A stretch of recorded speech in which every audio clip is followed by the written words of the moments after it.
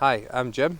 Hi, I'm Alan. We've produced this DVD on draft shoemaking and horseshoeing to share with you some of the secrets and tips we have learned over the past 30 years to enable us to be successful in competing and everyday work.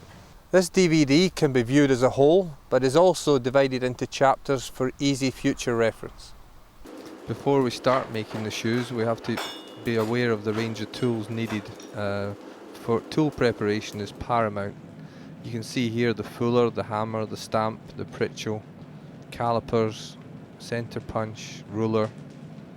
We've got a brass ruler, an aluminium ruler in centimetres and inches. We've got a clipping hammer, a flattener, the 14-pound sledgehammer, and rasps, and a wire brush for filing and cleaning the material. The purpose of the fuller is to put the groove in the horseshoe. The setting of the fuller is absolutely fundamental. The grooves shouldn't be too narrow or too wide. The next tool we'd use would be the stamp, the head of which is governed by the size of nail it's designed to fit. After the stamp, we'd therefore use the pritchel. The pritchel goes in at a desired angle corresponding to the angle of the horse's foot, and it should correspond to the shank of the nail, which is going to go in the hole. You can see here that the pritchel shouldn't be too wide for the groove nor too narrow.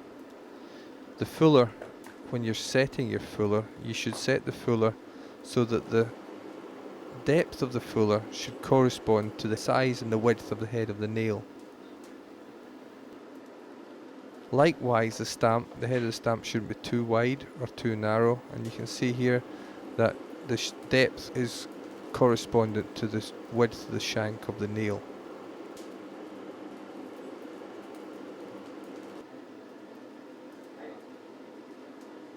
After the stamp has been used, the pritchel again, if it's too wide or too narrow, then it will make the holes too big, and then the nails will come slack in the shoes. Precision here is fundamental. Liken it to a dum-dum bullet. You can see almost an exaggerated fish tail on the drawing there. And once all these three disciplines have been performed, then you can see the nail fits snugly and is the correct depth, with just the crown of the nail sticking above the ground surface of the shoe. For demonstration purposes, we're making these shoes singly, but for efficiency, horseshoes should generally be made in pairs. Fundamental to making horseshoes is symmetry. To create symmetry, we do this by marking the steel not in the centre, but we make the lateral or outside branch slightly longer, because the inside branch of the shoe gets worked more, and therefore you need more material. So to get a symmetrical and balanced horseshoe, the outside branch is longer. It takes practice, and you have to decide by your own forging techniques how much longer to mark off. But generally we would mark a 1/4 inch longer on the outside of the front and 3/8 longer on the outside of the hind. We put a centre punch where we think the middle is, and then the outside of the outside heel. Calipers, when using them, are a great tool, because they maintain the balance from the toe where you put the centre mark. If you gauge them correctly, usually 1 7/8 from the toe, and depending on the size of foot, dictates the length from the toenail to the heel nail. In using the fire, don't have the fire blazing. Keep a nice hot pot in the centre, and don't pull the coals when you're lifting your shoe out. Again, when you're doing a toe bend, the heat should be even from heel to the centre. There's no point in having a hot spot at an outside or an inside branch, because you just create a straight bit when you're bending your toe. Alan's using the round end of the hammer to forge the toe bend, and once he's forged the toe bend, he puts what we call the toe quarters in his shoe. The shoe should be almost a full circle in the toe, almost like a soccer ball, and that's the toe quarters going in there. You'll notice he's hitting off the anvil and not squeezing the material, and therefore losing thickness. The toe of a draft shoe should be nice and symmetrical, nice and round. There he's using the calipers here. This signals where the fullering is going to be. And this is one of our little secrets that we're going to show you here. Where he puts the groove on the outside of his shoe, he doesn't put the groove dead on the mark of the inside branch. He puts it slightly, almost 1/8 of an inch to 3/16 of an inch further back, depending on how much coarseness or fineness he's given to the nails. You can see that where the mark is and where he's actually going to stop his fulling. The reason for this is it balances the nails. If you've got a coarse branch to an outside and a fine branch to an inside, then if you offset the inside branch by pulling it further back towards the heel, then you actually create balance across the toe with your toenails. This is Alan making the heel of the outside of the draft shoe. Now you'll see here that he's forging it. This is in normal time. You'll see all this done in slow motion. Alan's using the round edge of his hammer to form what we call the check. He's actually hitting the heel off the anvil. The actual distance that he's using should be, the height of the heel should be the thickness of the steel, and the length of the check should be the thickness of the steel. So we're using 1/2 inch thick steel, so that means the heel should be 1/2 an inch high and the check should be 1/2 an inch long. The check is the distance from where the branch ends and the heel begins. I'll show you this later on. Now the reason for this is the check should be short, and the reason for this is the heel of the shoe should cover the heel of the foot. If the check is really long, which is much easier to make, then the check actually doesn't cover the heel of the foot. This will become more apparent in the shoeing section. Now you'll notice when he goes to form his branch, he pulls the toe out with one blow, and then he moves over to the bick of the anvil, and where he stopped his toe quarter, he uses his left hand and drops the left hand down, and each hammer blow is actually bending the steel as opposed to squeezing it against the anvil, and he runs the hammer blows all the way down right into the heel, where the end of the heel where his check has started. But he never lifts his left hand as you would do when making a hunter or light shoe. At the end, when he's run it right into the end of the material, that's the only time he actually squeezes the steel against the anvil. One hit there. Now that is Alan's little secret. The last hit just sets the heel up and provides a nice crisp check on the shoe. Now what he's doing is just running around the branch in preparation for the fullering. The next stage is to put the groove in, or the fullering. We tend to use, when we're doing mild steel, we do the heels check and the fullering in 2 heats. So now in this stage we're just marking the fullering. It gives us much more precision, and it also enables us to take our time and do the job right. You'll notice that when it's fullering, the sledgehammer is actually helping to push the fuller as opposed to dig it in. Here we're turning the heel. To turn the heel, sledgehammer hits once, the hand hammer does the most of the work, sledgehammer down, finishes it off. Knock the heel back. Notice just the check of the heel was against the anvil. The heel's now lying outwards and he's pulling it up to 90 degrees with his hammer.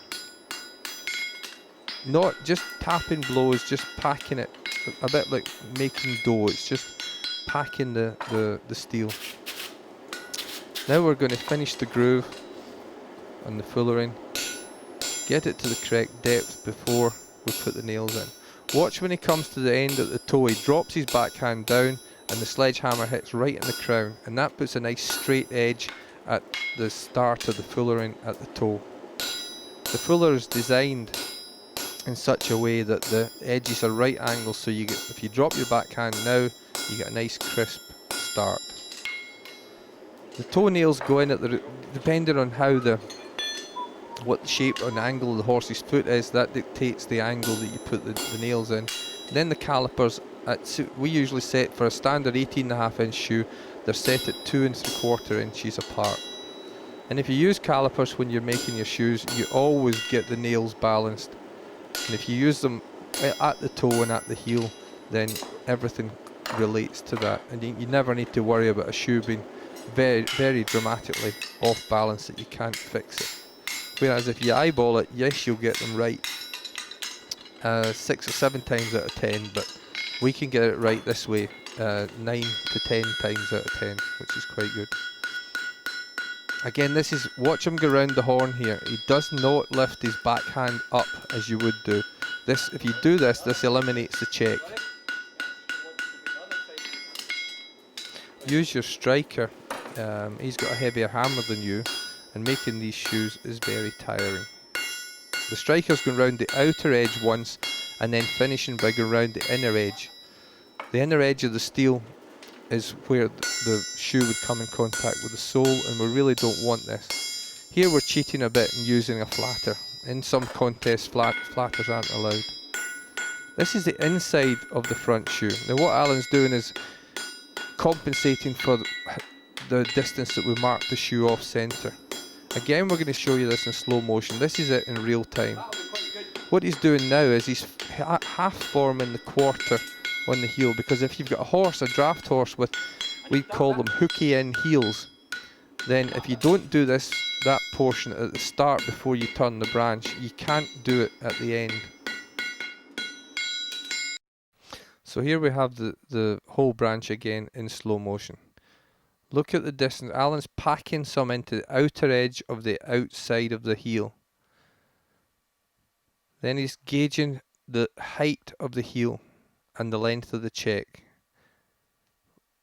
Using the round edge of the hammer, he's hitting off the anvil. Now the check doesn't need to go so far outwards with the inside branch as it does the outside branch, because the inside is getting fitted closer to the foot. So there he's using the outside edge. Look at the angle he's holding the shoe at. He's turning it over, and this is putting nice crisp corners on the inside of the check of the shoe.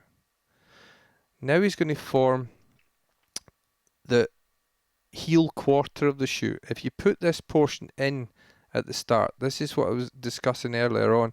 If you put this portion in at the start before you form the branch, it's much easier on those horses with late quarters in their feet. Now you can see Alan just using the round edge of his hammer to perform this function. He's now deciding that, well, maybe I want a bit more bend in there, and he's putting it in just slightly further up. He's now going to move over to the horn of the anvil, and then he'll put one blow at the toe to pull the branch out, and then he'll go to the bick of the anvil again. Once he's decided where his toe quarter is going to be, one blow, form the toe quarter, and then go to the bick, the flat end of the anvil, and if you'll see his left hand doing most of the work. The hammer is just acting almost like a power hammer and coming down, and it's, you notice the left hand with the tongs pushing the branch down and round, and he's hitting off the anvil all the time, and this keeps the quarters high up in the toe, because draft horses, they don't tend to have really turned in heels, or they shouldn't have it, should I say, but so when we're making these shoes, we try to keep the strength in the foot up in the toe region. Cleanliness is next to godliness, as someone once told me, so you can see here that keeping the scale off these shoes is fundamental. Number one, you can see what you're doing, and number two, you don't get pieces of slag all over your hands and your arms when you're making the shoes. It's hot work, and it would be lovely to make the shoes with nice long sleeve shirts on, but I'm afraid it's impossible. You can see here the fullering, just marking the fullering in the front shoes. As I said earlier, when we're using steel, we tend to do this portion, and we form the heel, form the quarters, and mark the fullering in one heat, and then we take another heat and turn the heel. When it comes to using iron, it's much easier to do it in one continuous heat, but when you're using mild steel, it cools rather quickly and you can't really do it. Now Alan's broadening the toe slightly before we clip it. In the ideal world, you would probably bump the toe up and put more material in the toe, but we find that really you don't have to. You'll notice he's just using his normal turning hammer. He's just forming the clip, the source of the clip, just using his normal turning hammer. This is called a hammer drawn clip. It's totally formed with the same hammer that he's making the shoes with. And it gives you a good strong clip, and he's almost shearing the base of the clip out with the round edge of his hammer. Notice he never moved the shoe off the anvil when he was drawing his clip. He used the heel of his hammer and drew one continuous triangle. The shoe's almost complete now, apart from maybe slight filing and rasping just to tidy up the branches and check the nail hole. He's now putting the clip at the same angle as the horse's foot. He's got a picture in his mind of what the angle of the horse's foot would be, and he's just sweetening the toe branch, the toe region, and now he's making sure there's absolutely no sole pressure. He's going round the solar surface of his shoe with the round edge of his hammer, and just checking the toe and the solar surface are nice and flat and not going to press onto the sole of the horse's foot. He's now just taking a half round file and just cleaning up the edges on the shoe. Now where he is now, that's just in at the edge of the heel, in there. That's what sets up the crispness of the heel. That's what makes the heels that Scotchmen make different from the heels that other people make, is the length of the check, the shortness of the check, and the crispness of the heel.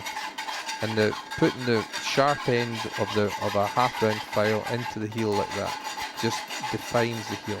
And in here you see he's very precise when he's rasping there, just to keep the check nice and short. And you'll see in the completed shoe that the length of that check is no longer than the thickness of the material, half an inch. Now he's just finally just checking his nail holes. We've made the nails what we thought. He's just putting the final depth in, using his pritchel.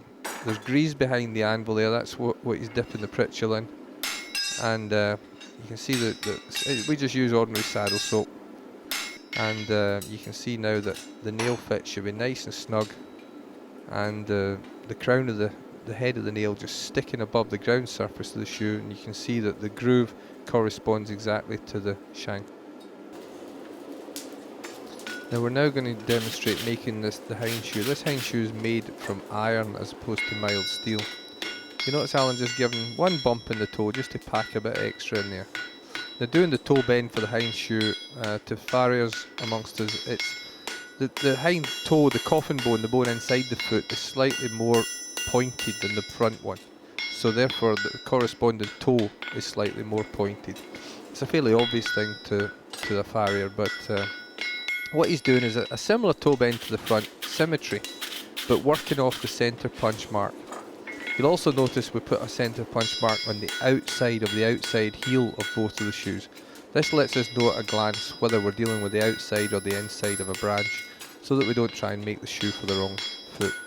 It's a good tip to those farriers that are working in shoeing and shoemaking competitions. Mark the outside of the outside heel, and that way you're always working from a reference point. Now again, he's setting up the toe quarters of the shoe, just pushing the steel and pulling it across. And again, we're using calipers. And the same principle applies to the hind feet as the front feet. You put the groove on the outside, and then you hang it back just ever so slightly from the inside marker. You'll see that he's gone coarse on the outside. Look at the mark on the outside of the outside heel, and then look how he's gone slightly behind the mark on the inside. And by doing this, you'll always find that your toenails balance up when you're using coarse and fine, especially, which is fundamental in draft horse shoeing and shoemaking. The reason for being coarse and fine is a draft horse needs more support on the lateral side, and so therefore the nails need to be further in on the branch. Again, we're doing heel checks. Now the heel check on the hind shoe is slightly more than the heel check in the front shoe, because the hind shoe is going to have a toe bar welded on it, and when it gets a toe bar welded on it, the toe bar is 5/8 of an inch thick, so the heels have to be correspondingly higher to keep keep the horse on a reasonably level plane without either having it too low at the heel or too high at the heel. And you'll see this when we finish the shoe. We'll demonstrate this to you.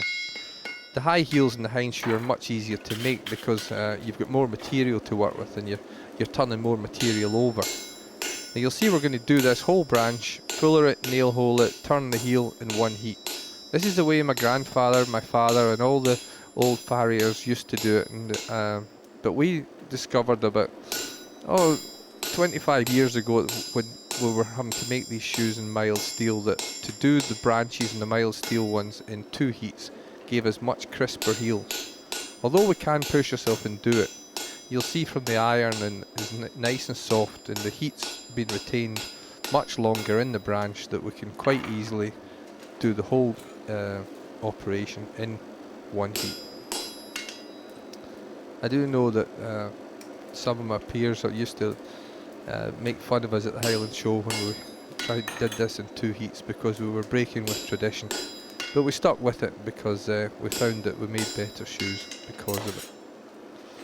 So now again, the same principle is apply. Think foot when you're punching your nails and stamping your nail holes. Think foot that you're going to apply the shoe to and make your nails holes at the angle correspondingly. Use grease because the grease gives you a nice crisp nail hole, and you'll see that if you use the dum-dum effect in your pritchels, you see there's virtually no, we call them tartles, to take off the back of the nail holes. Again, look at Alan, he's not lifting his hand as he's running around. This is him forming nice, clean sweep to the branch. Each hammer blow overlapping and running right into the heel, right into where the check starts. Here we go with the sledgehammer, go round the inside of the branch. That makes sure the sole surface isn't raised, and then keep going and go around the outside of the branch. As long as you do both, it doesn't matter which order. What he's doing is he's trying to set up the balance of the shoe and make sure that he makes each branch correspond to the foot that he's making the shoe for, and he doesn't make one side really wide and one tight and then have an extra heat to shape it up. Just clearing these nail holes here and you can just ready for the nail fit. Sometimes you'll have to re-stamp them, sometimes just once with the stamps enough and then pritchel. Nail fit is fundamental. You'll see us checking this time and time again through this whole series of shoemaking. Here we have Alan doing the inside of the hind shoe. He's narrowing up the branch. Again, we offset this shoe by 3/16 of an inch. Packing back the heel. Just making sure this is nice and sweet. Packing back the heel.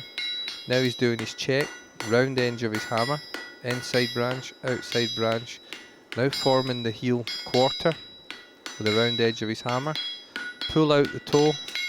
Over to the bick where the heel quarter started, running it round to the inside, and then tap the very inside heel. Knock the branch in. The inside inherently is slightly narrower, if you like, than the outside branch from the toe quarter. Here's the heel getting checked, turned down. You see the outside heel is lying out slightly, the inside heel is lying just underneath the branch. Hitting the outside of the heel, and that way when he goes to pack it down, it packs down flat. If the outside is low and he goes to pack the outside heel down, then you find that it moves outwards with you. That's why he packs the front at the very start. That's why he packs the heel back. Again, because this is iron, we're managing to do the whole operation in 1 heat. Notice again, dropping the heel of his back hand to get the nice crisp stop of the fuller. Dropping the heel of his back hand to start it with a nice sweet groove. And the depth of the fuller is just governed by eye, and the striker has to be very careful and keep his hand blows even. And you can see that he's doing light and often here, just making sure there's no marks around the groove. You'll notice the striker handing the tools over. This saves time, especially in a contest. There's the calipers going. Now the inside heel should be held slightly towards the toe, almost a nail width from the outside heel. This is just tradition normally because the inside was just slightly further forward. These shoes are often made in Scotland for contests, So the people that judge them are looking for this ever so slight detail in the nail placement in the horseshoe. The hardest thing to do is to actually match and balance 4 nail holes in a branch and keep the spacing evenly. There's been all sorts of devices made to save time doing this, but eyeballing it is the most successful one. You can hammer finish these shoes, but as I said in the first branch, if you've got a striker, please use them. It gives you more energy to finish the shoe at the end. Now this is the hind shoe, so after this portion's made, now the shoe is going to be measured according to what size. If it's going to be applied to the foot, it's going to be measured to check the width and the distance between the heels, which is critical, because once you weld the toe bar on the shoe, you can't alter the width of the toe. So the toe bar is now being set up. The toe bar starts off 5/8 square, and we narrow it slightly, so it's almost half an inch thick, but over 5/8 in height. And we also put a slight wedge on the very end of it, because that's where the first hammer blow is going to take place. And if that is the same thickness as the steel, and when you give it the first hammer blow, it means that you're going to have a slightly narrower toe bar at that end. So if you make it up into almost like a fishtail at the very end, and you find that you will end up with a nice even toe bar. That's this portion that he's doing now, just bumping it up slightly. Another little tip is to chalk mark the very top of the toe bar, and this lets you know which side is up. If you always keep the chalk to the top, then you can see in the fire and you know which side you're going to be welding onto the shoe. Mark the toe bar and then almost cut it through. You cut it a nice sharp chisel. Don't overcut it, because it's made of iron and it is very, very malleable. So just a nice little groove, and this makes it really easy to break off once the toe bar is welded on to the shoe. Now this is the hard bit. You have to get the toe bar to the shoe. So the toe bar and the shoe have to be at welding temperature. Look at the nice even heat. And then the sledgehammer starts at one end and goes right across to the other end. Now the farrier that's making the shoe is using the flat side of his hammer to pin the toe bar into the shoe. Then the sledgehammer goes on top and the toe bar is twisted off. Now the toe bar is squared up and then placed back in the fire to give a general overall welding heat. And he starts at the same end again and goes right across, and then cleans the shoe, and then finishes and pins in the other side of the shoe with the flat side of his hammer. He pulls that bar into the toe of the shoe. It's called pinning in. Now the shoe's ready for clipping, and this can be done on your own or we use just a small ball peen hammer. Just clip dead on the mark where you mark your shoe, and if you've welded your toe bar on square, then the clip will come right in the middle of your shoe. You have to be careful at this point that you don't smack the toe bar with your hammer when you're drawing your clip, so otherwise you put a big dent in it and bend it, and you really don't want to be doing this. So that's almost the shoe's completed. The shoe should fit round the toe of the foot if you're making it for a foot, or if you're making a specimen shoe, it should look nice and symmetrical around the toe, and the nails should balance up, the fullerings should balance up. It's quite handy if you're allowed a hammer, if it's a flattener, if it's a contest, but if you're not, you just have to use your hammer. Now sweeten up the toe bar with a rasp and a file, and make it nice and crisp and clean. And if the toe bar's been welded on, it's virtually indestructible. You can do anything with it, because the shoe and the toe bar are now one unit. And you can see from the completed shoe that there is a slight angulation to the heel of the foot in relation to the toe, but it's very slight when you consider the height that the shoe is off the ground. This is designed as an agricultural shoe, so obviously it's going to be working on soft ground, so these heels aren't going to protrude as they would do if it was working on a road.